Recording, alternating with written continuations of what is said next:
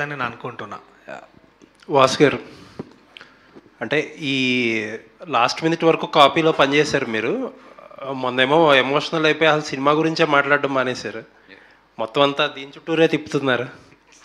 అవునండి, యాక్చువల్లీ విజ్జు కథ చెప్పినప్పుడు నన్ను 4 గంటలు నవ్వించాడు. ఈ 4 గంటలు నవ్వించాడు. 100% 2 గంటల 18 నిమిషాలు, అంటే టైటిల్స్ అన్నీ తీసేస్తే ఇంచుమించు 2 గంటల 12 నిమిషాలు, అంటే 6 నిమిషాలు యాడ్స్కి అన్నిటికి తీసేస్తే 2 గంటల 12 నిమిషాలు అయితే మాత్రం 100% మిమ్మల్ని పొట్టబ్బా నవ్విస్తాడు.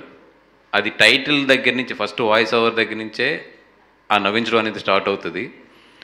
అంటే ఈ సినిమా ఎంత డేంజర్ అంటే,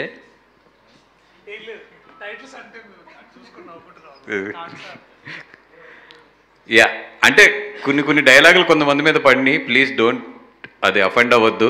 అది చాలా క్యాజువల్గా, చాలా జోయల్గా తీసుకోండి. అది ఎందుకంటే చాలా నవ్విస్తానికి చేసినవి తప్పితే ఏదో ఉద్దేశపూర్వకంగా అయితే మేము చేసినవి కాదు.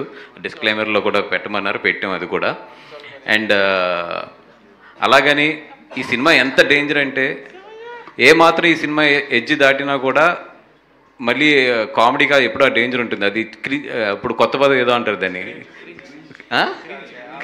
క్రింజ్ అంటున్నారు. నాకు మొన్నటి వరకు అర్థం కాదు క్రింజ్ అంటే ఏంటంటే, మనం ఇదివరకు అనుకునే వాళ్ళం కదా, హాస్యం, వ్యంగ్యంని ఇప్పుడు క్రింజ్ అంటున్నారు. బట్ ఒకప్పుడు వ్యంగ్యం అనేది చాలా పెద్ద అసెట్, అది రాయగలిగిన వాళ్ళు కానీ ఇది.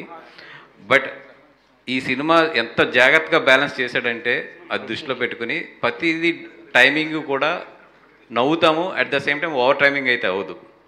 అలాంటి ఓవర్ టైమింగ్ ఎవరిదన్నా ఉంటుందంటే, అసలు ఎక్స్ట్రా ఒక అబోవ్ ద లెవెల్ టైమింగ్ ఉంటుందంటే ఈ సినిమాలో వీటీ గణేష్ గారిది ఉంటుంది. బట్ ఎప్పుడైతే మళ్ళీ మన హీరోస్ వస్తారో అదంతా కూడా చాలా సటిల్ టైమింగ్లోనే వెళ్తూ ఉంటుంది అదంతా కూడా. అండ్ అది వాంటెడ్గానే ఆయన కొంచెం క్రింజ్ సైడ్ గెంటాం కావాలని చెప్పి, అది కథకి ఒక రావాలని చెప్పి. అండ్ చాలా ఎడ్జ్ మీద కథ అన్నమాట ఇది. ఏమాత్రం బ్యాలెన్స్ తప్పినా కూడా ఇది బట్ నేను ఫైనల్ కాపీ చూసుకున్నప్పుడు అయితే చాలా బాగా నవ్వుకున్నాను.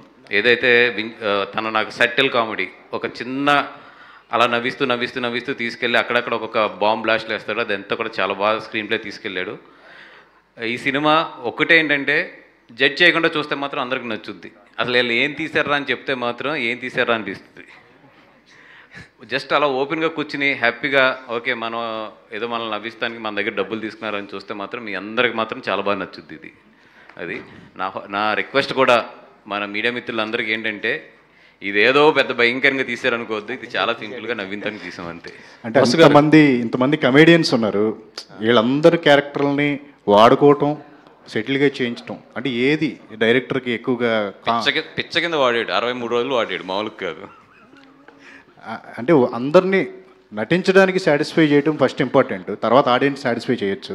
సో వాళ్ళందరినీ బ్యాలెన్స్ చేయడం కానీ డీల్ చేయడం కానీ మీకు ఎంత కష్టం అనిపించింది? బ్యాలెన్స్ చేయడం స్క్రిప్ట్లో ఆల్రెడీ రిటర్న్ ఉండే అండి.